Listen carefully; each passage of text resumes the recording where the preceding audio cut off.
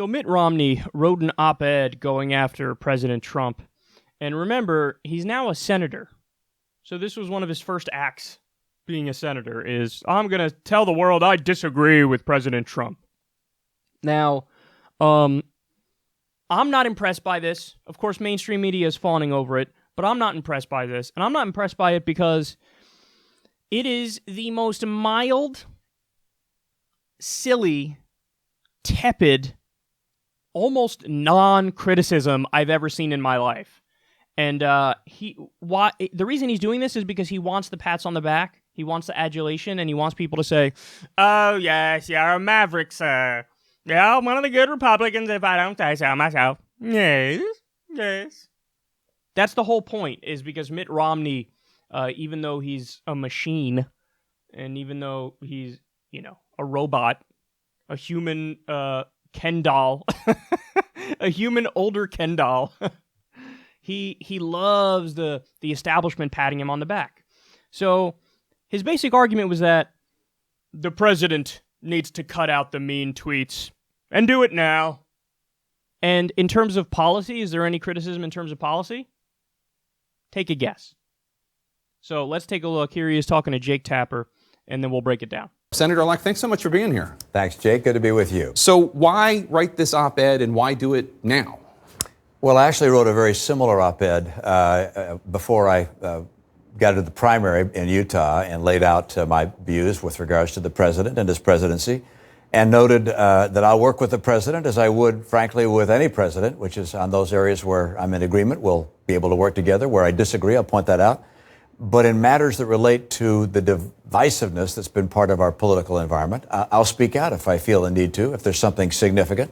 And I think it's important as I begin this new job to make it very clear where I stand. And I also note that the departure of Secretary Mattis and the decision to pull out of Syria in the abrupt way that it was done was a precipitating event for my finally going on this record. And I do believe that a president, like any leader in a home, in a church, in a school, in a business, a leader has an impact not just on policies, but also on the character of the people who get to watch that person.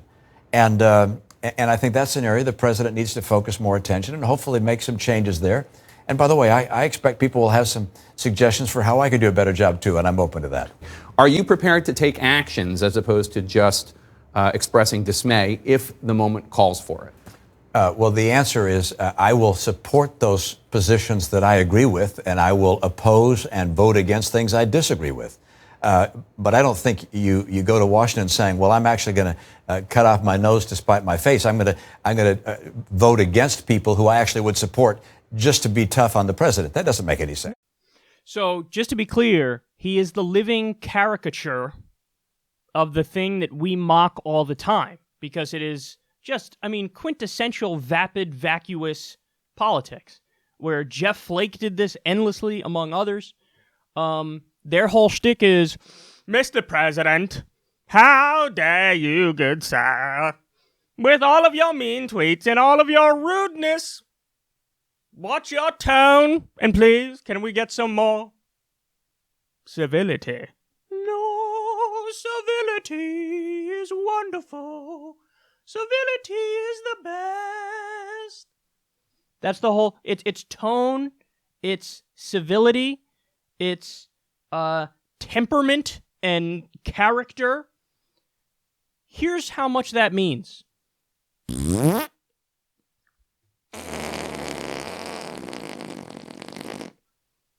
If that's what you're concerned about, you're unserious. That's what you are. You're unserious. Because notice, to the extent he brought up any policy at all, what did he say? Well, the reason I really wrote the op-ed critical of President Trump is the decision to get rid of Mattis and to pull out of Syria like this. Man, I'm against that. Now, he makes a point of saying, well, I actually agree with the president on, most of his policies. So, I'm not going to be mad about that. What I'm mad about is the president leads the character of the nation.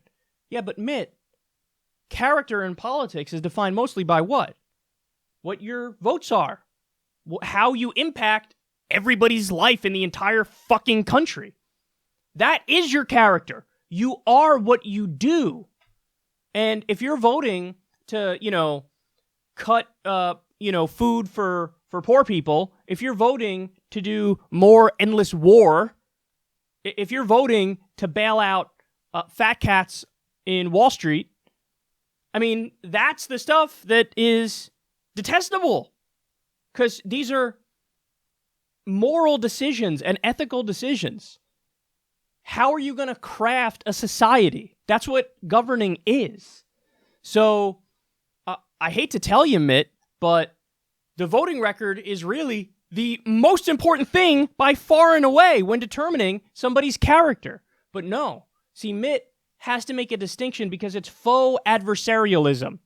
He has to make a distinction. I'm not like Trump. I'm not one of those bad Republicans. I'm one of the good ones where I talk in a very civil manner as I bomb babies. Well, then you're a fucking asshole. You are. I hate this just as much as I hate Trump. I do. Because if anything, it's actually worse because it's two-faced. It's like, oh, no, I'm a serious, real person who's very moral and upstanding. And we should keep giving tax cuts to the rich, and we should keep bombing people overseas. And by the way, he went on in the same interview to say, I totally support the wall. So it's like, I agree with the dude on everything, and the few areas where I disagree, I'm actually wrong and Trump is right, like on Syria or Afghanistan. But you're supposed to call him a maverick and pat him on the back and act like he's some sort of hero because he dares to disagree with the mean tweets and the tone. What did I tell you guys? I told you guys from day one. The entire Republican establishment loves what Trump does, minus the mean tweets. They agree with the policies, minus the mean tweets, and whenever there's a deviation and they don't agree with him on policy, the difference is, like you just heard, I wish we would stay in Syria. I wish we would do more war. So that's why I hate this shit, man. And the media is going to falls for it every single fucking time. I got a story later from MSNBC, who's supposed to be, oh, this is the left network. Hilarious if you actually believe that.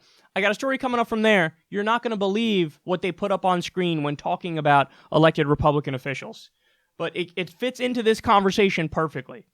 So Mitt Romney is still the joke that he is, and an underrated shitty part of the next 6 years is we're going to have to hear what Senator Mitt Romney thinks about shit. Which is devastating. I mean, oh God. You want to talk about a guy with a superiority complex who is wrong about pretty much everything. It's Mitt Romney. And this is a perfect example of it right here. It'd be one thing if you were just a shitty senator, but it's quite another thing that you're a shitty senator who thinks you're fucking awesome because you believe in civility. And also you jump in front of every single fucking camera you can get in front of because you want to get those pats on the back, even though you agree with Trump on all the policies, and wherever you disagree with Trump, Trump is actually more correct, like pulling out of wars in Syria and Afghanistan. So there you have it. By the way, everybody falls for the head fake. It's amazing. Everybody falls for the head fake. As if, I mean, come on, really? You're going to fall for this head fake? It should be the most obvious thing in the world. We're talking about Mitt fucking Romney here.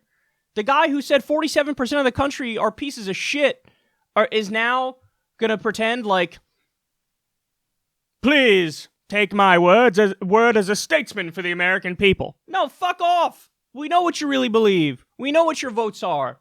But it's almost like he's telling you, hey, don't judge me for my shitty votes. Just pat me on the back because I'm going to make some noises against the guy who you hate the most, which is Donald Trump. Well, fuck that. And for everybody listening, I need you to understand something. It's possible to hate both Donald Trump and Mitt Romney. There's no weirdness about that. There's nothing, deviant about that. That's somebody who's actually married to discussing policy ideas. That would be your conclusion that you come to.